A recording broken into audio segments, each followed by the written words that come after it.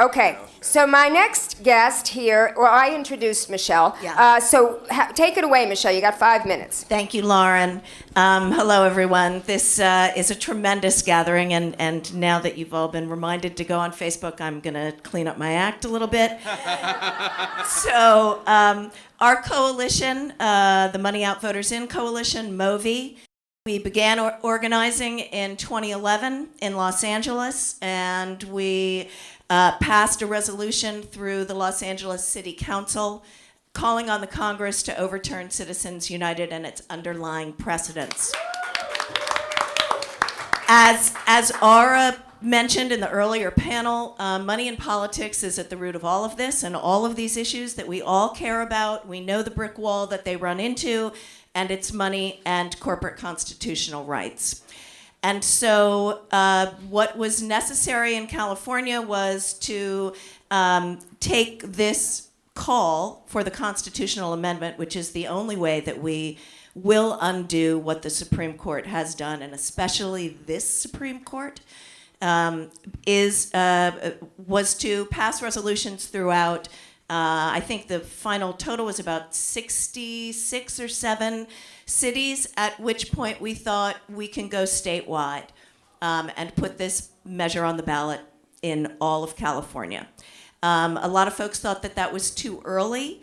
It took about 6 months to find an author for that bill, even though there was so much support, but I found him in my backyard. He was my state senator, Ted Lieu. And he was a passionate and effective author, and no one thought we were going to get through the legislature. I didn't even meet Ted's chief of staff until we were already all the way through the Senate and through our first assembly hearing. So they thought we were, just a nice crop of activists. We are all unpaid. It's a volunteer organization. Anyway, let me jump ahead a bit to what we're trying to do, because it's a horrible story what happened to Prop 49. Prop 59 had a better story, but still no money and not a lot of recognition. Much from what Cynthia said, it was an election year. It was 2016, and stuff was getting crazy, and nobody was focusing on us. So we were lucky to win that. But what we did with that was instruct our representatives to use all of their constitutional authority, including but not limited to an amendment, to overturn Citizens United and the underlying precedents. So I know we'll get into coalitions a bit more in a bit, but one of our primary coalition partners is a legal advocacy organization called Free Speech for People, and these are the wicked smart constitutional lawyers who have formulated ways to chip away at Citizens United. And among them is a package that's called the People's Political Reform Act that consists of 2 parts. Ending the ability of foreign-influenced corporations to contribute money in our elections. And the other is called Ending Super PACs, which would limit Super PAC contributions to the same as PAC contributions, which is actually $5,000. So, how much damage can 4 billionaires do with $20,000? So, close as we were last year to getting an author, we got the rug pulled out from under us at the end. We were very close again on an author this year, and I was finally told, much as we've been told about all of these issues, that leadership in our capital is not interested in campaign finance reform bills. We don't know about Gavin Newsom yet. So one of the things that we're trying to do is change their minds, of course. We are taking these packages locally in Los Angeles. We've got an actually awesome coalition put together under the banner that's called Unrig LA. We're working on the foreign corporate money ban. We're working on a ban of banning developers from being able to contribute to municipal elections. We've got a giant coalition for that. And we've got one bill still possibly alive in the legislature, which is the Prevention of Presidential Profiteering Act, which essentially spells out for people what the Emoluments Clause actually means and makes it law. Right. So there are things that would, if this were to pass, not only Donald Trump, but, the next billionaire, and they're coming from all over the place, but Trump would have to divest, as would all of his immediate family, from the Trump property in Rancho Palos Verdes. And also there's a building that he owns in San Francisco, I think, yeah. Okay, so I know. I didn't know about that. I found out about it. My time is up. I'll talk to you more in a bit. Thank you so much. Okay, next we have Paul Song talking about single-payer healthcare. Hi, everyone. I want to give you just a little update about the current state of our broken and moral healthcare system here in California. We have roughly about 2.8 million people that are currently uninsured here in the state of California, of which 250,000 are children. Insurance premiums have gone up over 200% over the last 10 years, a large part of which has been under the Affordable Care Act, while inflation has remained roughly around 20% and wages have remained stagnant.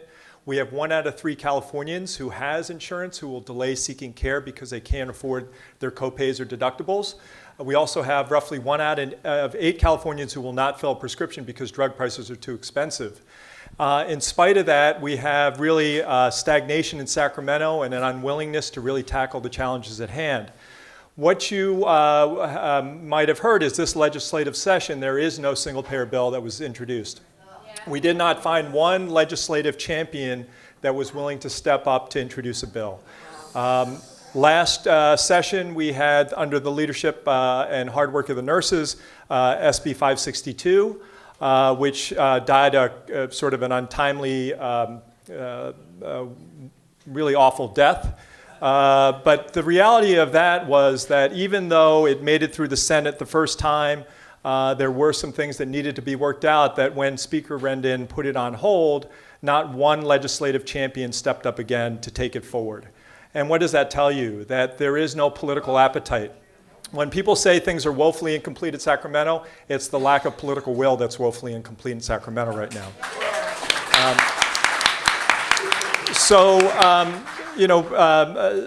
Governor Newsom campaigned on being in favor of single payer, and he just took office in January. From what I understand, this coming week, he will introduce the formation of a new single payer specific commission, which will, from what I've been told, have 7 gubernatorial appointees, 3 appointed by the Speaker and 3 appointed by the Senate Pro Tem, specifically entrusted to tackle the issues of how do we get to single payer here in the state of California. Now, it's easy to look at that with some skepticism or cynicism, but I do think at least compared to having no bill, this commission will have the teeth to then hire enough of the brightest minds to tackle how do we fund this, get it from conservative think tanks and progressive think tanks, how do we tackle things like long-term care, and all of the issues that frankly 562 was in the process of addressing but never quite got around to. So I think that I would ask each and every one of you to put pressure on Senate Pro Tem Tony Atkins and the governor, as well as Speaker Rendon, to point people that are really trying to do the right thing rather than corporate industry shills. Finally, I'm just going to say this because I know we're going to talk about a lot of other things. You are going to hear members of our own state assembly say that they're about universal coverage. And this is the big thing that progressives really need to get across. Coverage doesn't mean crap. If you've got something on a piece of paper, but your copay or deductible is $6,800 a year, guess what? You're not going to go get care. Yeah. And for all the people that are on Medicaid, when Medicaid has done some good, it's 1 out of 3 people here in the state of California. We rank 47th in the country in terms of physician reimbursement. Being one of the few physicians that actually takes Medicaid, I can tell you that when I see a patient and I need to refer it out to another doctor, there are very few doctors that are willing to see that patient. And that's why MALDEF has sued our state claiming that Medicaid is separate and unequal. So when people say they want to give coverage, that means they want to keep the status quo. They're talking about issues, perhaps giving more premium support,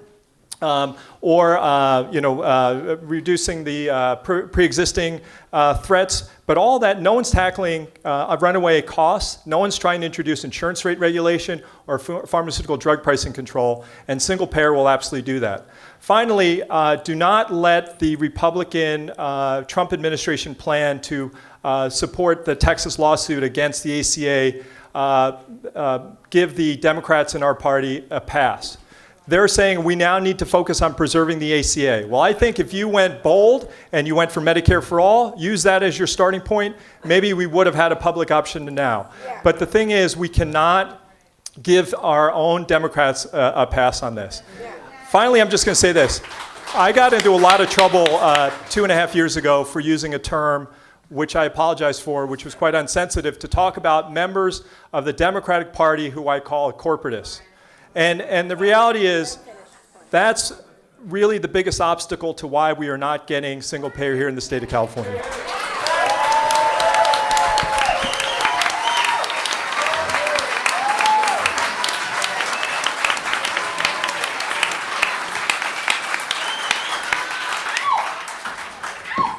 And I also want to say that our presidential candidates now, even people who have co-sponsored Bernie Sanders' Medicare for All bill, are now walking it back. I mean, Elizabeth Warren, the millennials have an expression I see on Twitter all the time, Elizabeth Warren is canceled. She basically was on CNN last Monday night and says there's many ways to get to universal health care. You know, they're all talking about this Medicare for America Act. Kamala Harris she started out saying, yeah, we got to get rid of the private health insurance companies. She faced backlash, and the next day she walked that statement back. So Bernie's the only one, and there was an article in New York Times the other day which, in their usual way, tried to make it look negative, that he was so out there that he was going to screw up the chances for people who wanted to work on an incremental basis or a practical basis. And the great quote that Bernie said in that article, they said, are you supporting this effort to, improve Obamacare, the incremental improvements? And he says, incrementalism is phasing in Medicare for all. So that's what he means by incremental, not fixing Obamacare, which is a private system cooked up by the right-wing Heritage Foundation, first proposed by Republican Bob Dole, and first implemented by Republican Governor Mitt Romney. So that is a Republican program that all these Democrats are trying to save right now. Okay, so the next question, and these should go quicker because basically maybe 1 minute each on coalitions. So let's go down the line here. Talk about how working in coalition has both helped you and hurt you. David. We had to work with folks from other parts of the state to change state law. That's the only way it was going to happen. And of course, by saying we, it suggests that there are independent public banking people. I focus on public banking, but most of our coalition are climate activists. They are affordable housing activists. So we are a coalition, right? Public banking as a movement is a coalition of the folks who will be funded by this effort. So there's no way around it. Maybe some of you heard about this in Los Angeles. We had an effort called Measure B. It was put on the ballot by City Council. We won 44% of the vote. We raised $50,000, I think, mostly from a couple of Twitter posts. That's not going to cut it, right? We are not going to be able to form a public bank in Los Angeles without public pressure and, unfortunately, resources. And it's through coalition building that can kind of wake people up in municipalities to stand up and make public banks. Cynthia. I'm working in coalition with California Educators Rising, sort of a new group that is, an offshoot of various union folks who feel like they can both work within the union and also work outside it to help mobilize those communities that are not connected to the union, like parents and community members. I'm also working with California Bats, woohoo! I wish that the California PTA were a stronger, more reliable ally, but they are not for various reasons. I mean, I think they're okay on the charter school issue, but it's kind of like, well, where were you in 1992 when the Charter School Act was passed, right? But anyway, water under the bridge. But I think the main problem about coalitions is that people think, well, the union's got it covered, it's fine. And no. No, they are so depleted. I mean, you know, the big ones in North and South, it just got done with the strikes, et cetera. So they're really kind of like, you know, recovering from that. But the other thing too is that, you know, we need some ownership. Right? We need public ownership of the public schools. And by that I mean we need everybody, whether you're child free, you don't have any children, you were once a child. You are a former child if you're an adult, right? And if you're currently a child, more the power to you. But we need everyone to feel a sense of ownership and, you know, anger that these hybrid, privately managed companies are, in some cases, they're really in it for the real estate. In the way that we learned that Fast Food Nation is not about burgers, it's about real estate. Same thing with charter schools. It's a real estate play. So this is about, you know, grabbing those cute little schools in Oakland Unified that would just be so lovely as condos, right? When your charter school fails, inevitably, or whatever.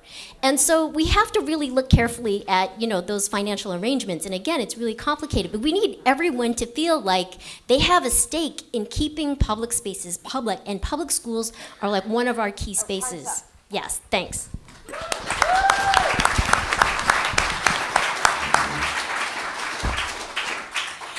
What we accomplished would have been impossible without a strong coalition. We had some amazing partners whom we continue to partner with, but there are always issues, and we had some of those.